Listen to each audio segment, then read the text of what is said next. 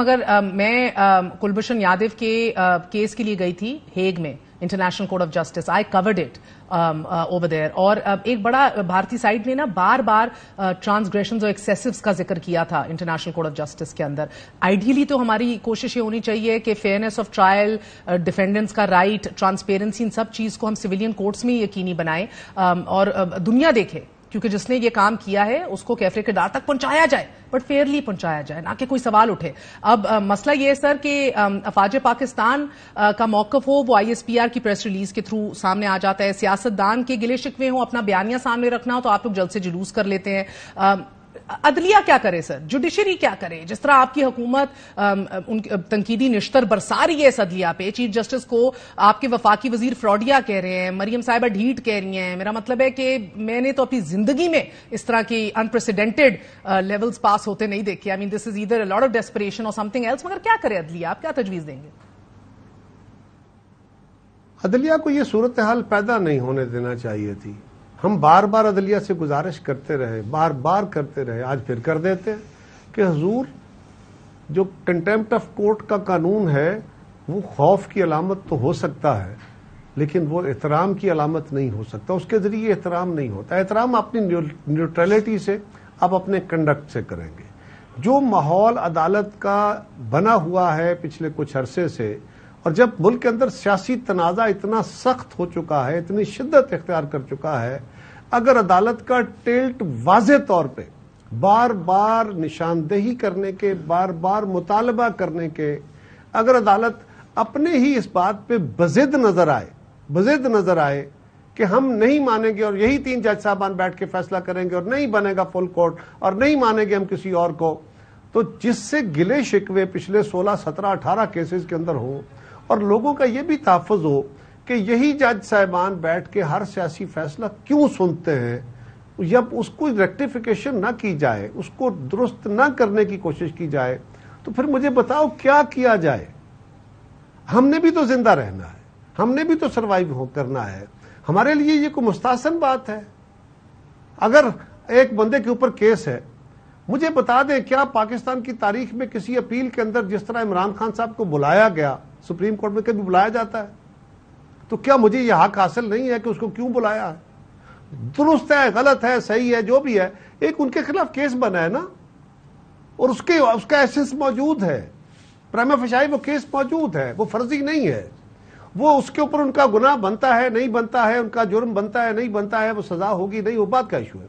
लेकिन उस केस के अंदर अगर उनको पकड़ा गया है तो उसकी फैसला करने के लिए तो उनकी अदम मौजूदगी में भी फैसला हो सकता था. फिर उनको बुला के जिस तरह की प्रेजेंट्रीज वहां की पेश की गई, अब अदालत के ऊपर पहले ही हमारे गिले शिकवे मौजूद हैं. पार्लियामान गिले शिकवे कर रही है, कानून बना रही है, रेजोल्यूशन कर रही है, तकरीरें कर रही है, हम अदालतों में जाके कह रहे हैं, अदालत के जज साहिबान कह रहे हैं, वकला के फोरम कह रहे हैं, मीडिया से आवाजें उठ रही हैं. अगर उसको नहीं सुना जाएगा तो महर फिर क्या होगा? फिर यही होगा जो हो रहा है. सर ये गुड टू सी यू मुझे लगता है कि बहुत जोर के लगा है पूरी PDM की हुकूमत को. बट बहरहाल बिलावल साहब ने आज कहा अल्टीमेटली हम ही के ऊपर जिम्मेदारी है कि निजाम को ठीक करना है. कैसे करना है सर? आप तो पहली हुकूमत है अल्हम्दुलिल्लाह जो अपनी ही हुकूमत में धरना दे रहे हैं. अल्हम्दुलिल्लाह खुद दिफा 144 लगाते हैं और खुद ही इसकी धज्जियां उड़ाते हैं. पहली बात तो यह है कि हुकूमत इसमें शामिल नहीं है, सियासी जमातें हमारी शामिल हैं. अच्छा, हाँ, इनडायरेक्टली आप कह सकते हैं कि सियासी पटेटो पटाटो, ये बात टमेटो टमाटो, ठीक है. लेकिन सवाल यह है, मैं इस सवाल का जवाब तो मैं ऑलरेडी दे चुका हूं. मैंने तो पहले कहा कि यह मुस्तासन सूरत नहीं है. मैंने तो कहा कि यह हमें कोई खुशी का लम्हा नहीं है, ये कोई अचीवमेंट नहीं है, बल्कि इस अमल से यकीनन पाकिस्तान का नुकसान है. लेकिन हमें प्रॉब्लम यह है कि हम और क्या करें. जिससे इंसाफ मांगना है, जिससे दाद रसी चाहनी है, उसको सारे सवाल उठा बैठे. अगर वो अपनी पोजीशन छोड़ के, जज की पोजीशन छोड़ के वकील बन जाए, तो महर मुझे तुम बता दो मैं क्या करूं? नहीं सर, मैं किधर जाऊं? सियासी जमातें क्या?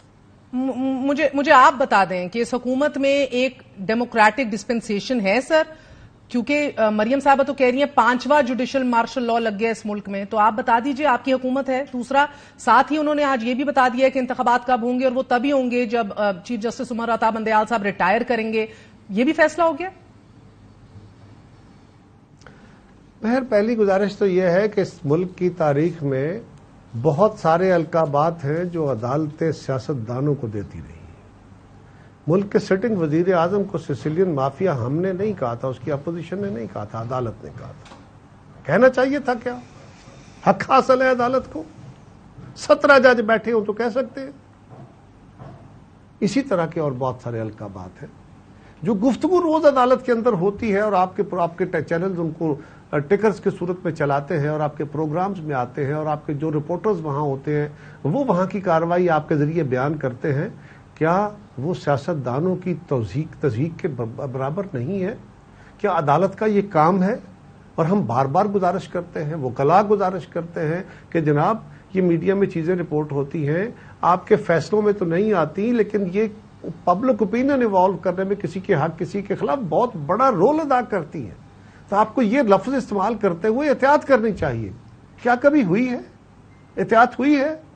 آج جو کچھ کہا گیا, ایون آج ٹوڈے عدالت کے اندر جو گفتگو ہوئی, جو رپورٹ ہوئی, کیا آپ سمجھتی ہیں کہ اس طرح کی گفتگو عدالت کے اندر ہونی چاہیے؟ مفروضوں پہ مبنی باتیں کر کے کمنٹس پاس ہو جائے, فیصلے کا حصہ نہ بنیں گے, لیکن وہ جب رپورٹ ہو گئے, منہ سے گالی نکل گئی, بعد میں کہا جی نہیں وہ میں نے کون سا فیصلے میں لکھا ہے, تو گالی تو پڑ گئی نا, نقصان تو ہو گیا. سو یہ دیکھنے کی ضرورت ہے اس کا جواب کیا ہے کسی کے پاس. پھر میرے پاس تو زبان ہی ہے, میں تو فیصلہ نہیں لکھتا, میں تو باتیں کرتا ہوں, تو میرے خلاف جو کچھ ہوگا اس کے خلاف میں بھی باتیں کروں گا.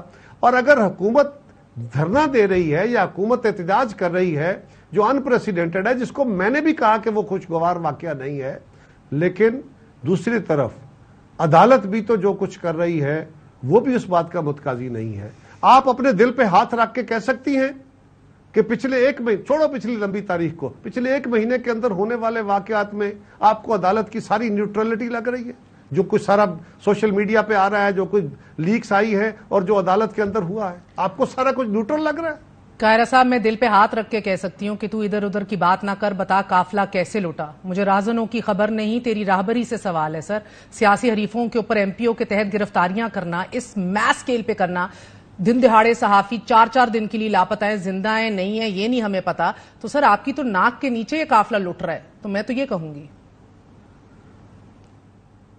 آپ کے ہوتے ہوئے بھی لٹ رہا ہے. اچھا, عمران ریاض کو بالکل نہیں گرفتار ہونا چاہیے, لیکن عمران ریاض کو صحافی بن کے بھی رہنا چاہیے. اگر وہ صحافت سے بیونڈ ہو کے اپنے کاروباری چینل کو چلائیں گے اور اپنے اس عمل کو مفروضوں پہ مبنی اپنے وی لاگ کر کے, تو وہ صحافت نہیں رہ جائے گی, پھر کچھ اور ہوگا.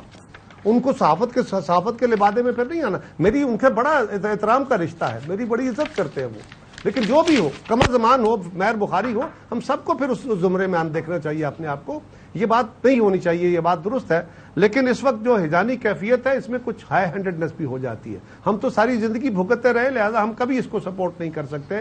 ہاں, ایم پی او کے تحت گرفتاریاں نہیں ہونی چاہیے, لیکن جب باقاعدہ کیس سامنے رکھ دیے جائیں اور عدالتیں پھر بھی مفروضوں پہ آنے والے مفروضوں پہ مبنی to be allegations to be levelled ان کی بھی ضمانتیں دے دیں, تو پھر ان کی جو پروٹیکشن اگر کسٹڈی میں لینا حالات کو درست رکھنے کے لیے ضروری ہو, تو 16 ایم پی او اس ملک کا, یا تو 3 ایم پی او اس ملک کا ایک قانون ہے. یہ کوئی مارشل لا ریگولیشن کا کلیہ نہیں ہے, اس قانون ہے. ہاں, اس کا استعمال جائز ہونا چاہیے, اس میں کوئی دوسری رائے نہیں.